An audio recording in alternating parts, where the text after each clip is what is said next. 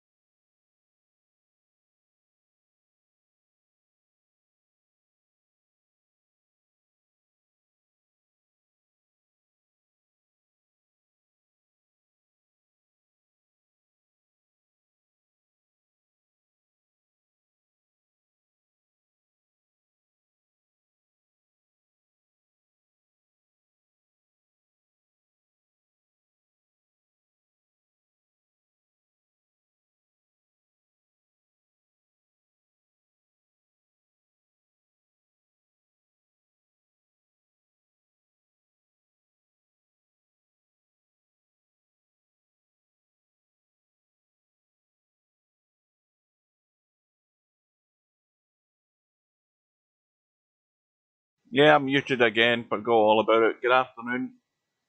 So anyway, I'll do a quick recap, seeing as I've muted myself again. This is the match going ahead now. Then we've got the matches that have appeared on the bracket between Larry and John Boo, going to be Friday at 7 p.m. And Mark Sharp and Little Wolf will be Saturday at 2 p.m. Cheeky Chico's match with Semi-Pro goes ahead at 3 p.m. on Sunday. And then the new match that's appeared is the one between Snake Eyes and Sylvia. That's at 5 p.m. on Sunday. So 2 matches within 2 hours. It should be a good afternoon on Sunday if you can join us. Now let me see if I can get this. See if I can get this overlay to work. No, it doesn't. Oh, it does work.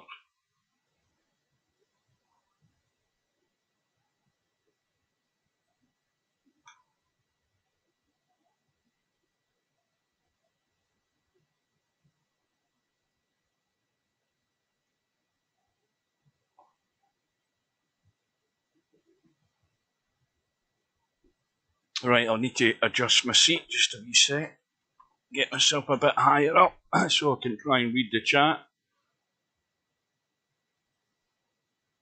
Yeah, I think we won't be expecting some classic play here this afternoon. But going by Glenn's overall rating, then I think he's a D player from what I've seen on his profile. So I think he's probably got a lot to learn, but we'll find that out in a sec, because we are probably a minute away from the room going up, so at least we should have some sort of match.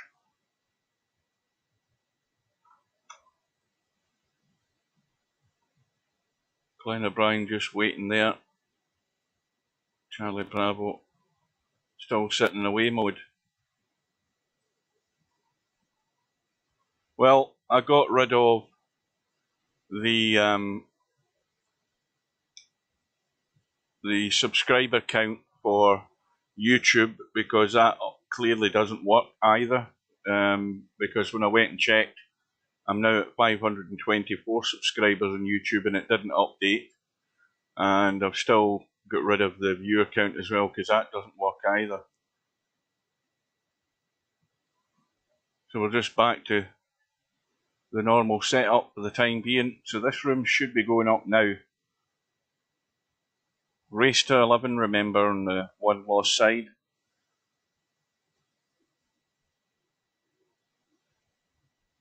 Room is up, we'll get in.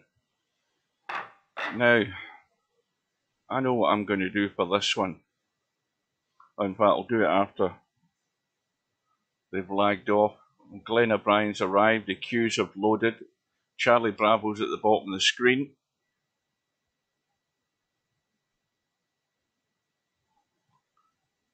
And you see both of them have been losing points in the ratings in Black Ball.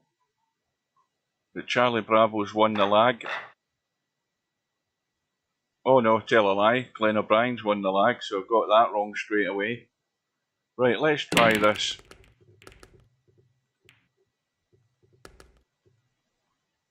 See how annoying this is.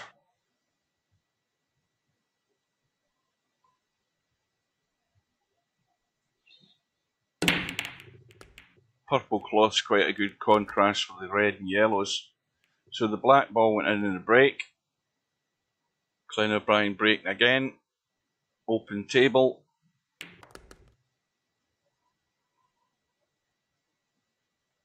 Well, let's see how much thought goes into this. That red does go up top. It's a narrow gap, but it does go in.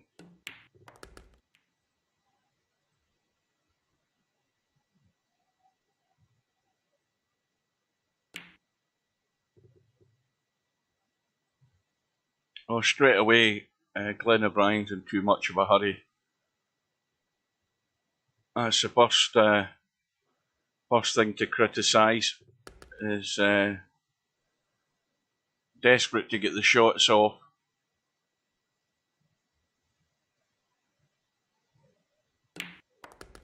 And again, a lot of people come to the defensive people that play quick, but I don't think it suits too many players to try and play quick.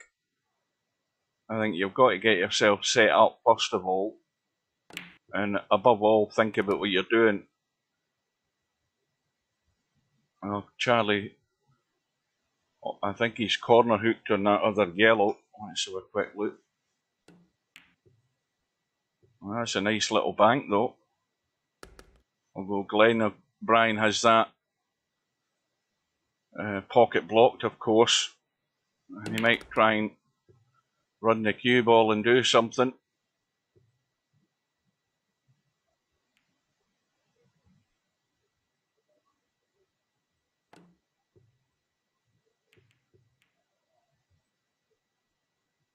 Well, now we'll see what Glennobrien can do, because all of this table is his, if he can get his way out.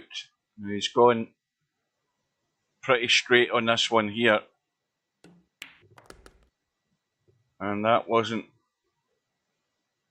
much of an attempt to get good position,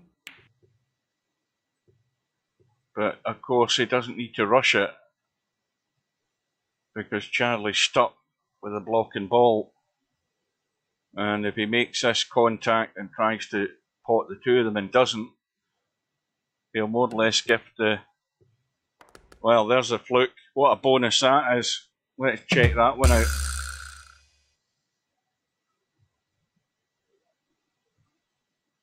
That's sometimes what you have to do. Just give it a pop, hit and hope. And he got the fluke. So CharlieBravo gets first blood. And again the 8 ball has gone in.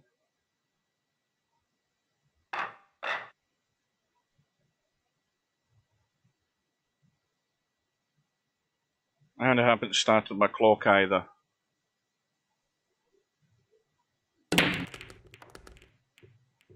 And once again the 8 ball goes in. Goodness me.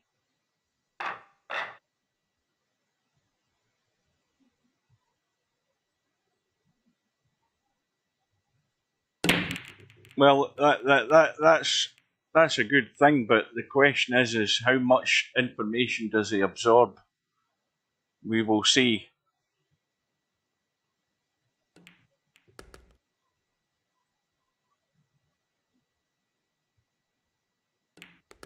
Now that red next to the 8 ball, that is way, way too tight.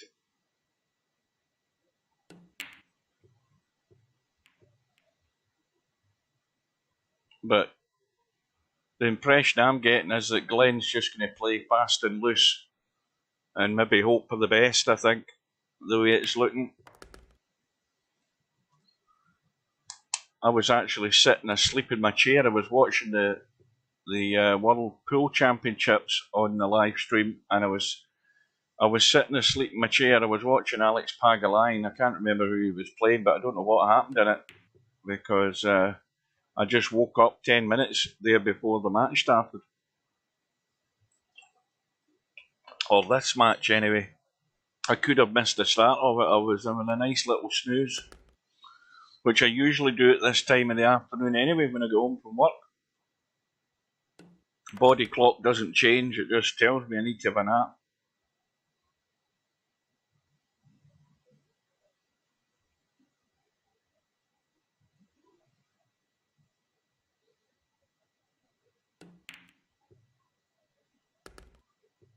So Charlie's got a problem that he can deal with right now by potting that yellow and getting a hit on that other yellow and 8 ball, or trying to stun in behind. That was well played.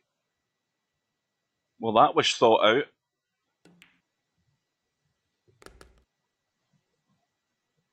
That's a good sign.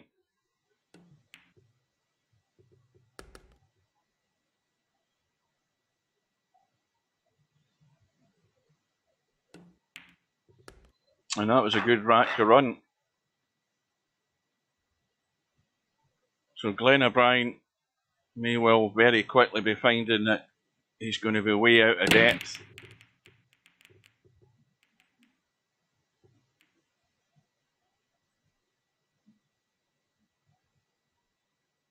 But there's still a long way to go.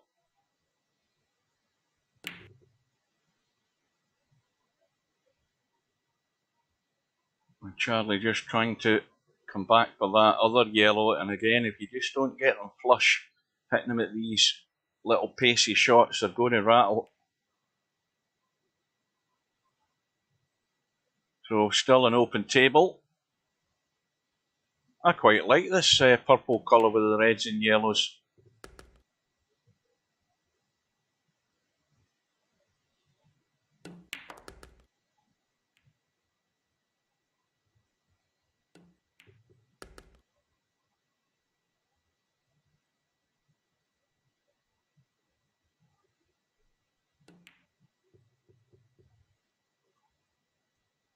Well, Charlie's blocked the pocket again, so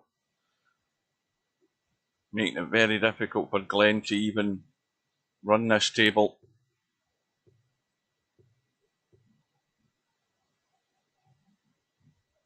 Well, I think Charlie, I mean, we're only into the third rack here, but I don't think Charlie's got a great deal to worry about. I think it's just a case of biding his time.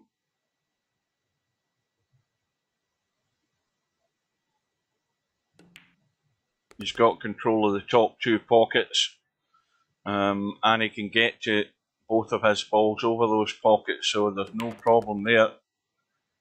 Something's got to happen in this rack for Glennobrien to steal it.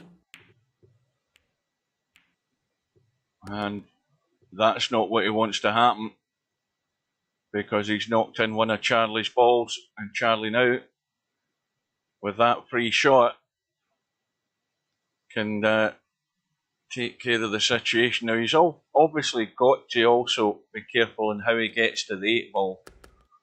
I mean, these two balls are no problem, but it's just how he wants to leave it. So he'll just drop this in dead weight, but does not want to get corner hooked. He's just got to nudge it. And he's overhit it. Just a wee tad. Again, got to just get it sweet, and he has done. And it's rapidly running away for Glennobrien.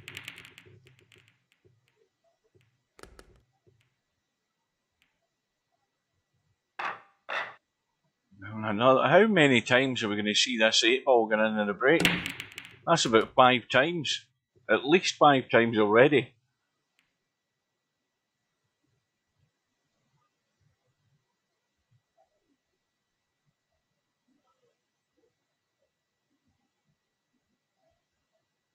So this time, there is a ball in the break, and it isn't the 8 ball. Well, Charlie's committed himself to the reds. But of course, there's 2 reds guarding the 8 ball, and right at this moment, they're extremely awkward to get to. But again, I think just based on the fact of what we've seen, I think Charlie will just be patient enough and just pick them off as and when he can, given that opportunity, which no doubt he will.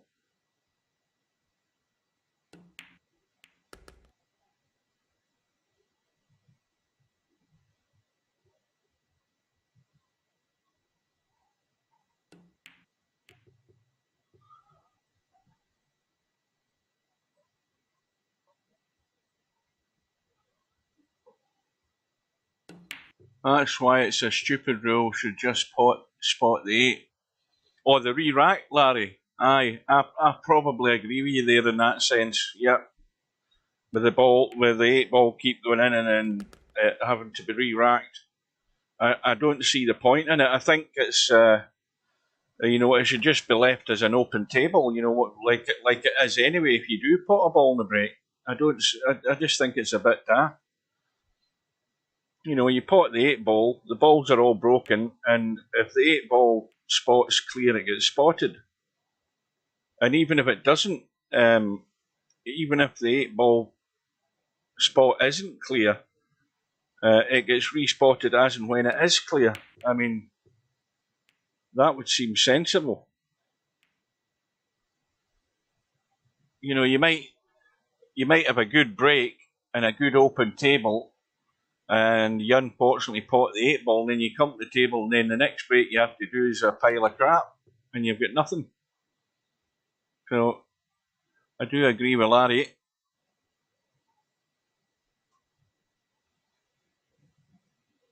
So now the 8 ball is partially clear.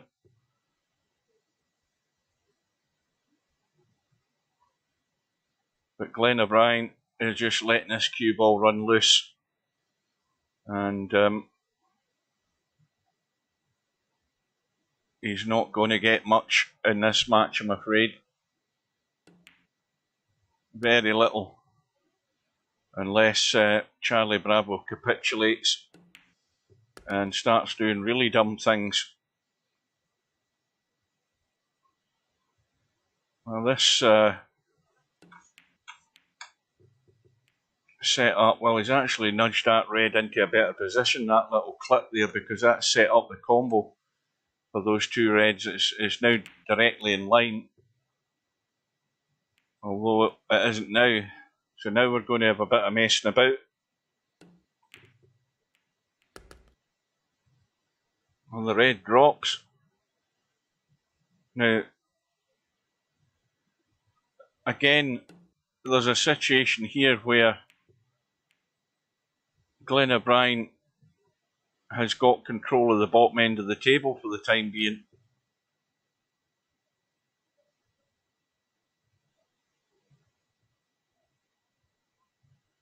And Charlie just going to try and chip that red out. But now he's conceded that pocket. But again, it's probably a good thing to do as well. You know, you're saying to Glennobrien, let's see if you can get out in this rack. And unless he plays a dicey little cut here, he probably won't, because his odds in getting good on this yellow are fairly slim. And that's not good, but at least it's a pot where he's got a pocket for it to go in. And he's gone for the bank. And he's been lucky to leave Charlie nothing. So Charlie will just get down and dirty. Just make it difficult for your opponent. That's a sensible thing to do. So now he's got his reward and the rack is his. So what slim chance that Glennobrien had there came and went very quickly.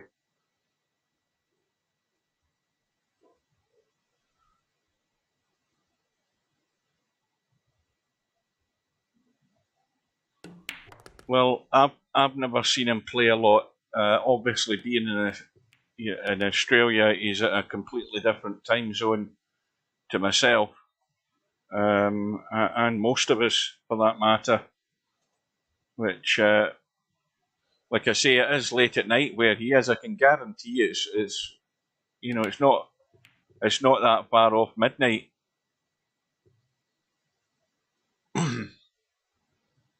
Well, this is another chance that's been given to Glennobrien to get off the mat. And this time he should do it unless he cuts this 8-ball and scratches the cue ball, which can happen with players at these levels. They just let the cue ball run, and again, you can't miss 8 balls like that.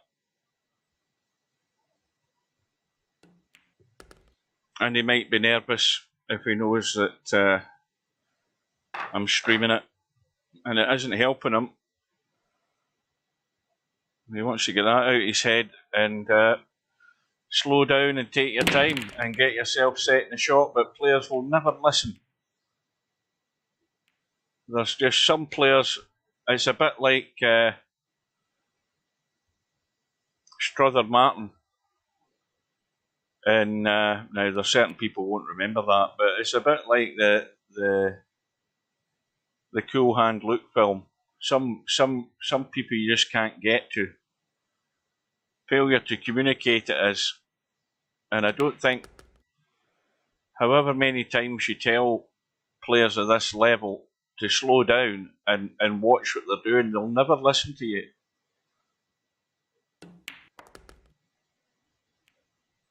But as and when they ever do, they'll suddenly become better players for that reason. If you just assess what you're doing before you make your move. You can't accept, if you're going to get better at a game, and particularly Virtual Pool 4, you can't accept that that's your level that you're ever going to play at all the time. That's if you have an ambition to be a better player. But there's far too many players, of course, who are at a level and they don't absorb information, let alone have the application to actually strive to get better at the game. And then they wonder why they're getting hammered when they come up against somebody in a match. It's fairly obvious. I mean, that was a gaping goal if it was in football. And he's booted the ball right over the bar, missing that 8-ball.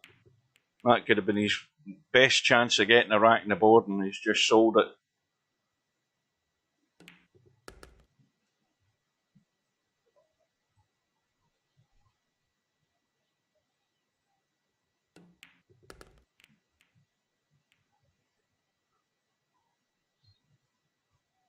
Now this just needs a clever little dink.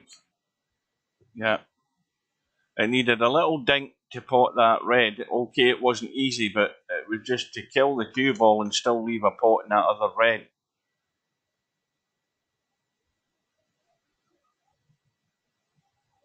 Well, it's wide open now for Charlie for 5-0.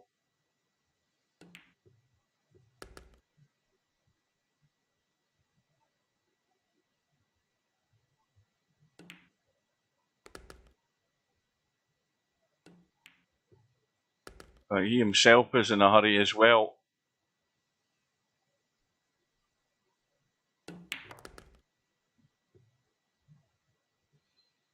Well, he's dead straight, so he just wants to roll this in, I think, rather than stun it in. And that'll do.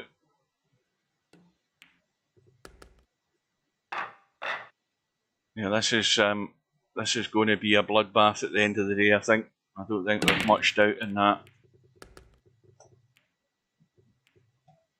Which is sad to see, because I'm sure maybe Glenn's another one of these people as well who likes the game but just doesn't get the time, and has maybe other games. Well, he certainly has got other games that he's interested in, because I know I've seen videos on Facebook where he's playing, I think he was playing Australian rules football. There's an Australian rules football game and stuff like that. So, you know, when you start mixing up lots of games, you don't get the table time in this game.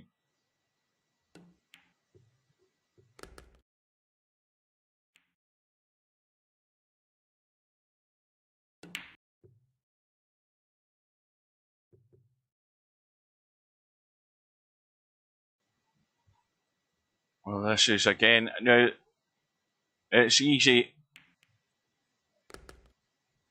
to get Charlie in trouble here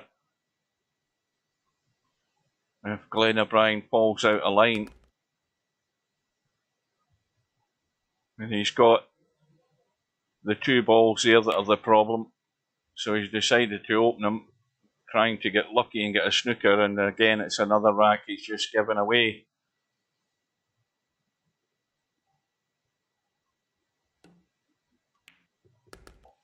Again, you can do things to help yourself, so you can, but doing that isn't helping yourself.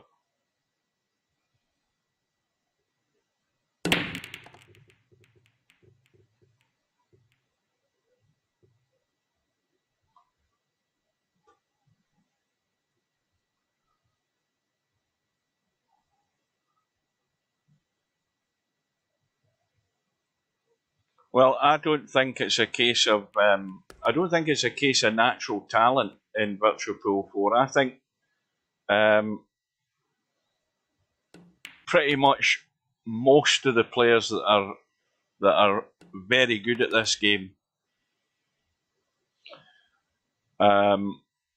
will bring what they've learned on a real table in terms of the actual art of moving the cue ball, the controlling the cue ball. They understand how English works and what benefits they can get from it by using it in certain shots and stuff. There's all of that you have to take into consideration.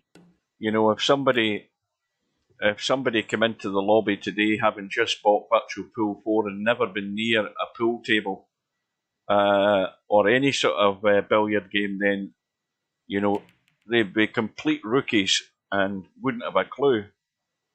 And they'd just be knocking the balls around and banging them into pockets, hoping they'd go in. You've got to learn step by step. So the thing about the learning process is that for some people it's a lot quicker than others, but that's down to your own application. Do you want to learn? Do you watch the better players and think, well, how did he do that? You know, what's he doing there? So you've got to look closely if you're a spectator in a room watching better players playing a game, and absorb that information and then go and try it. How did he get that cue ball to spin in that direction? because most of the new players will just hit the ball centre ball and bang it.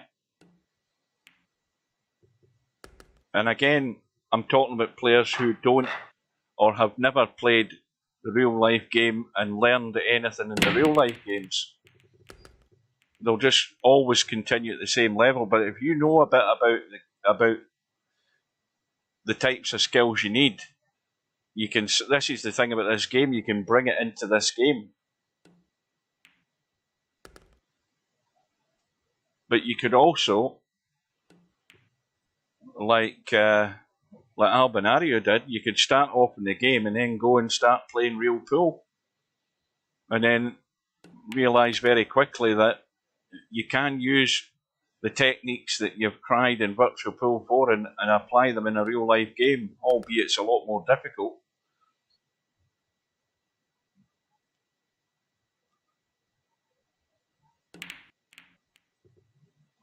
I think there's only one person in Virtual Pool 4 though that's got a natural talent, and that's Stubb, and that's a natural talent for bullshit.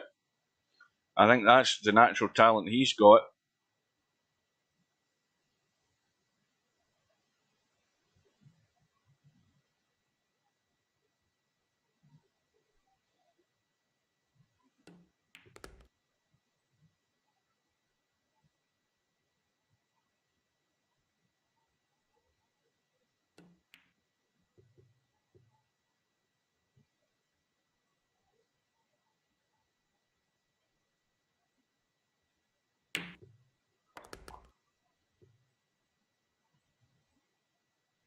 So, Glennobrien back at the table. And again, just playing a shot that does CharlieBravo a favour and just knocks his red over the pocket and opens the pocket for him.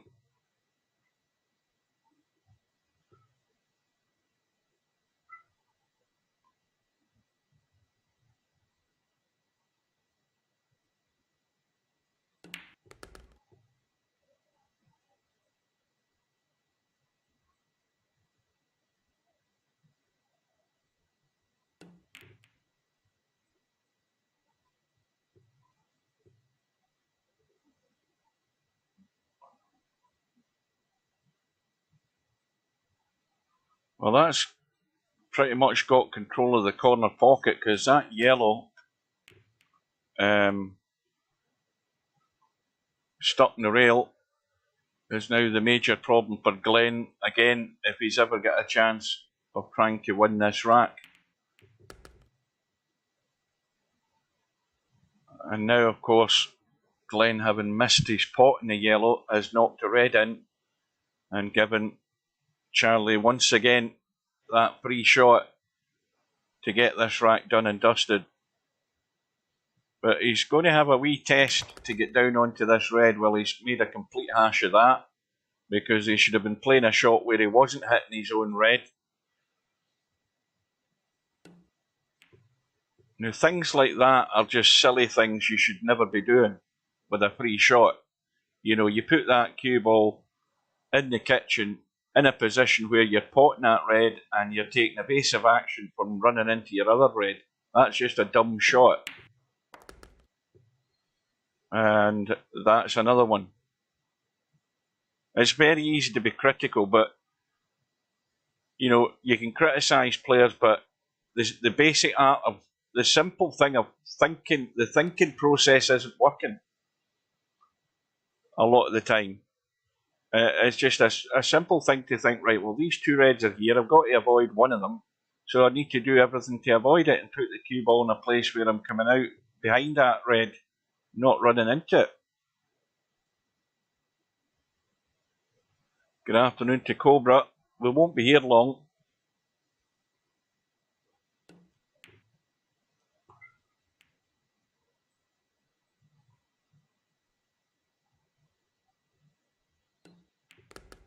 And Charlie now is probably going to have a little. He might as well have a bang at this 8-ball, because he got lucky earlier in the match with I think it was his last ball. He had a slam at and he fluked it. He might as well do the same with the 8-ball.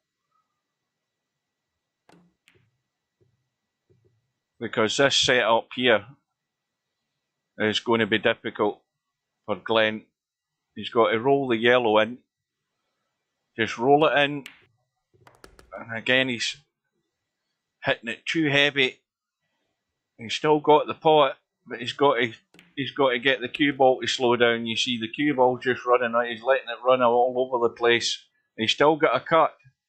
And this has to go like 4 rails. Well, this is just going to end in or over. But here's the gift now to give Glennobrien his first rack. Now surely he must get this.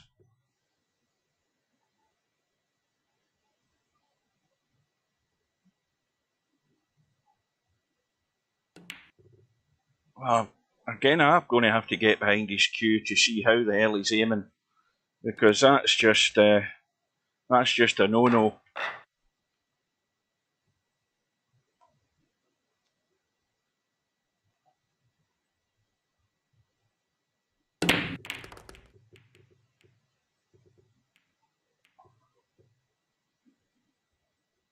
Right, let's have a quick look at what's happening here.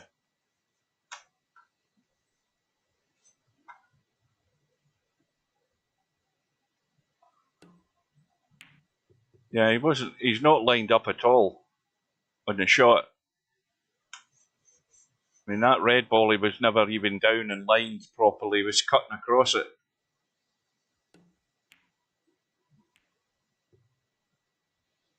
And Charlie's doing the same thing.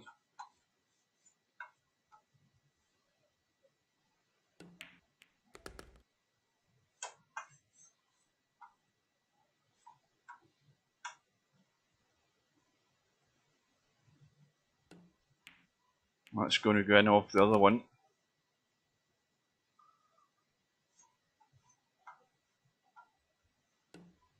Again, he could have played that, but he's certainly cutting across the ball. And I don't think it's intentional.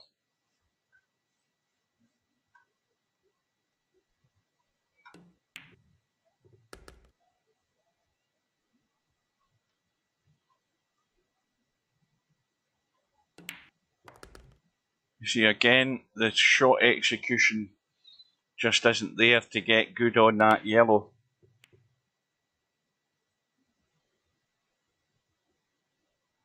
So, we've got lots to learn for these players. Lots to learn. And once again, Glennobrien's been gifted the free shot to get 1 rack on the board. Just roll it down gentle, for goodness sake. And again, he stunned it. You know, you've got to run through.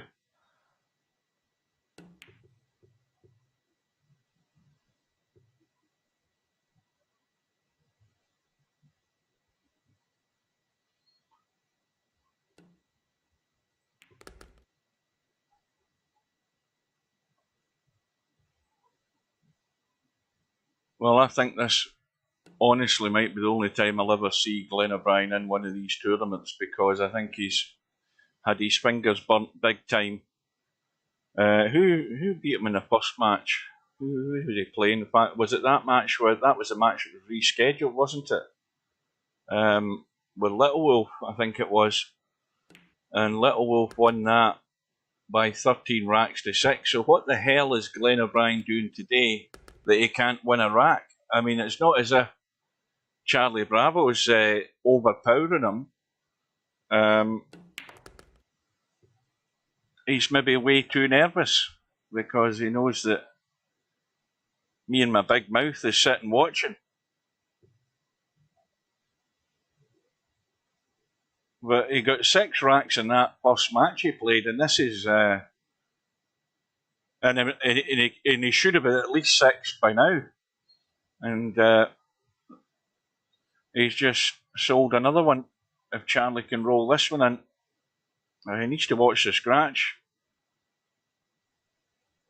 He's trying to cut it. So this is it now. He's surely going to get off the mark, for God's sake. Just a little chip. Don't run the cue ball. Just dab it in.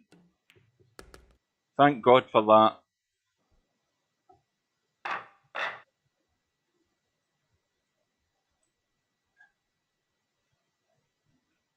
Well, he must have got a fair few gifts with 8 balls hanging over pockets against Little Wolf, because Glenn can't pot a ball unless it's dead straight in, and even if it's dead straight in, he's struggling.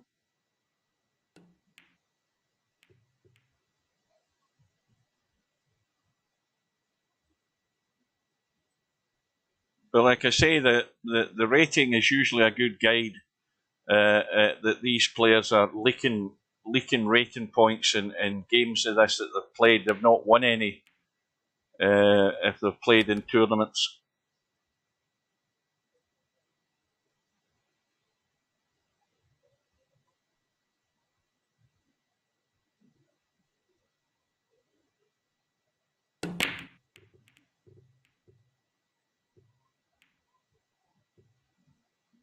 I think sometimes, you know what I also think the problem is? I think inexperienced players, they don't want to use English because they don't know what they're doing with it, if you know what I mean. Why put left English on a ball if you don't know what it's going to get, where the ball's going to go from it. So they're hitting pretty much everything plain ball. So they haven't worked out the advantages of using it in situations to get that cue ball around a corner or, into a certain spot. And they just continually play plain ball. And even executing simple stun shots is difficult because they're not clear about where they're putting the tip of the cue. We're talking really basic things to be learning. But starting off by lining up properly in a shot is probably a good grounding from where you should be starting. So that you're aiming in a line that you're going to give the ball the best chance to go in.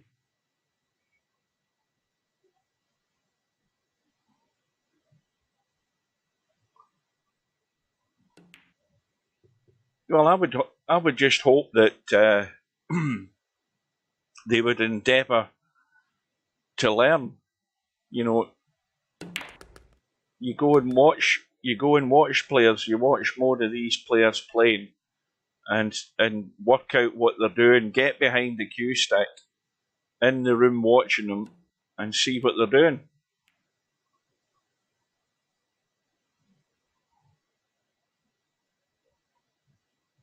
Of course, they're going to enter this tournament and get a battering sooner or later.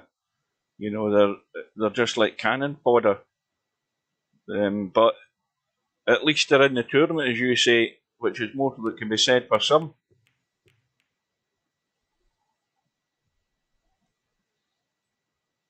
But at least Glennobrien got a rack on the board.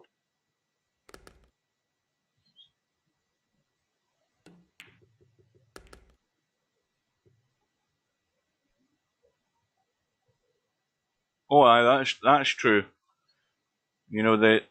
There's plenty of people just like hitting balls, but they've got no ambitions above that level. Nobody's taken them aside and said, "Look, see that shot that you've just played. You want to do this with the cue. Try that. Line some balls up and get them to play certain shots."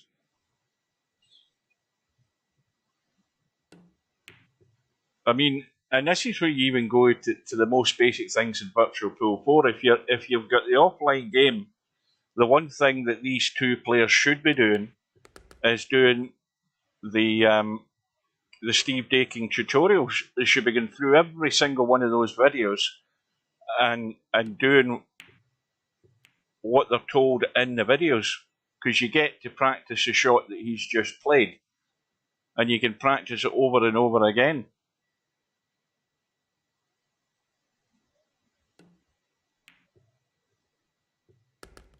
I mean, these guys are crying out for education as far as the techniques are concerned. You know, the cue ball's running loose all the time.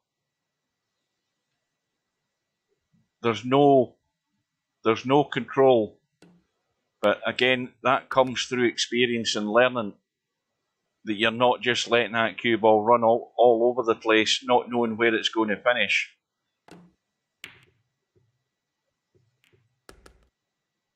Well, Glennobrien's just sold another one. If he can't get this done, because that 8 ball's nailed to the rail.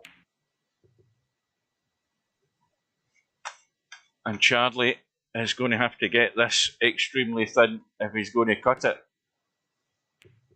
And in it goes. So Charlie's only 2 away.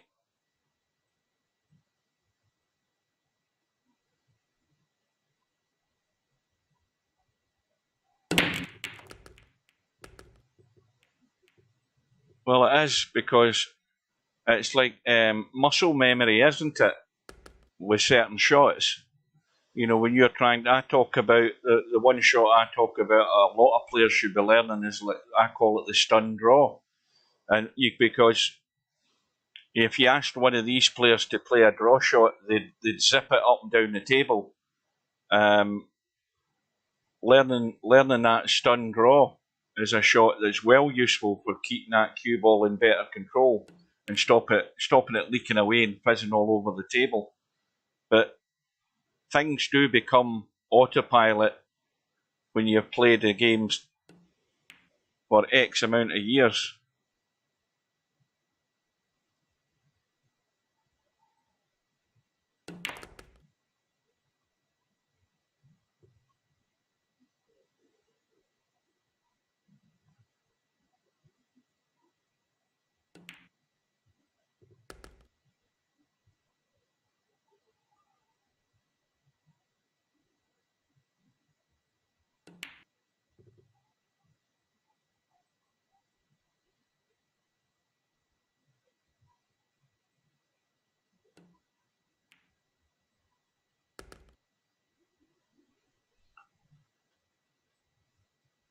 Well, of course, you're right enough as well, semi-pro, because we don't know the situation that people are in as well. Again, it's so easy to be critical, but not knowing somebody's situation, because you know, people do have health issues as well, and that's another factor.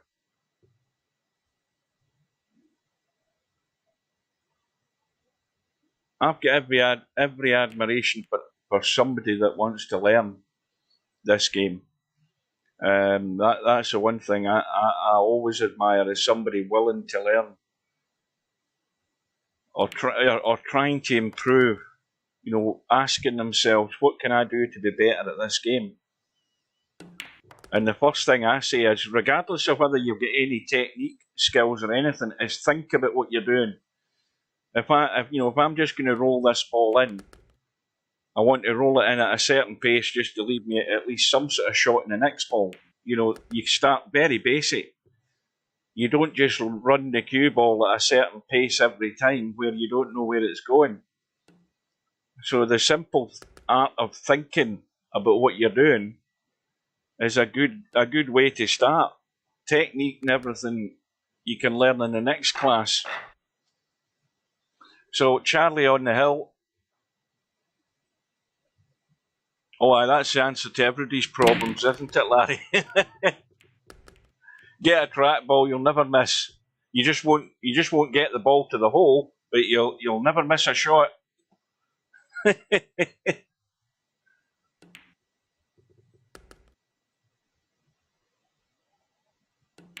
Well, this is the thing about Virtual Pool 4 online. It's hardcore. But you know, to be honest with you, these two guys should be locked in a room in shooter's pool, because they can play with tracking lines online in it, and that would help them, and they maybe enjoy their game a wee bit better. They want to go and try it. You know, get into, you know, just register, and it doesn't cost them anything to register and play in one of the free rooms and mess about with the tracking lines on. Anyway, it's short and sweet. CharlieBravo goes through by 11 racks to 1. That definitely was the quickest match of the tournament because I started my clock late, but it's about 44 minutes it took that match, only a race to 11. So, quick look at the bracket. CharlieBravo has marched through, and well, it's a long haul for CharlieBravo, put it that way. We've seen Tornado Tam has gone through because, as I mentioned earlier, Ice Age didn't show up. He was a non-shower. And for any latecomers that arrive, the bracket's been updated. Not the bracket, the schedule's been updated. Larry's finally got his match sorted out with John Boo. John Boo's accepted Larry's proposal, and that's going to be Friday night at 7 p.m. Mark Sharp and Little Wolf, they go ahead at 2 p.m. on Saturday. Cheeky Chico with Semi-Pro at 3 on Sunday, and then the extra match that's appeared for Sunday is the one between Snake Eyes and Sylvia. So there's 2 or 3 good matches lined up there, and I should be able to get all of them. I'm working Sunday, but I'm sure I should be home in time on Sunday to get both of those matches. The one it's at 3 o'clock, so the other one on Saturday. I'm working Saturday as well, and I may well be home for that as well. So that is it, folks. It's been short and sweet this afternoon. I don't think there is any. Well, there isn't anything tonight, so it'll be over the weekend. We'll have the next matches. So until then, we will bid you good afternoon, and we will see you again soon. Take care, and bye-bye.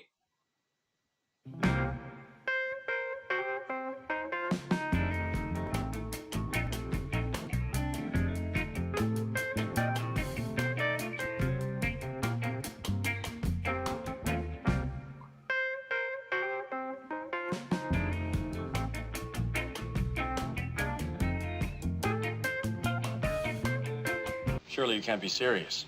I am serious. And don't call me Shirley. No bar, no pinball machines, no bowling alleys, just pool. Nothing else.